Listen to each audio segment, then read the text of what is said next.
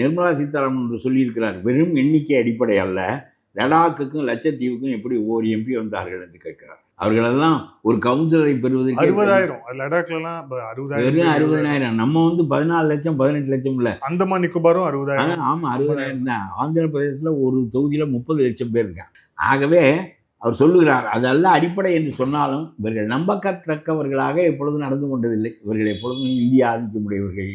அதனால் இந்த அண்ணாமலை என்ன கத்தினாலும் அது ஒன்றும் நடக்காது. ஏன் கருப்பு கொடியை காணுமே என்று சிவகுமார் கேலி செய்கிறார். உங்களுக்கு வெட்கமாக இல்லை?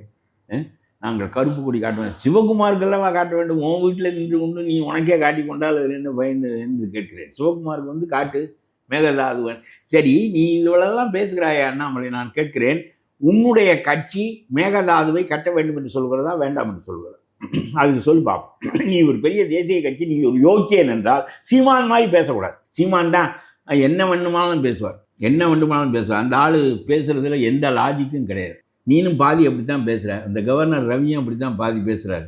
இப்போ நான் கேட்கிறேன், மேகதாதுவை கட்டக்கூடாது என்று சிவகுமாருக்கு முன்னால் கருப்பு கொடி காட்டுவதற்கு தயாராக ஆனீர்களே நீங்களும் தமிழிசையும்?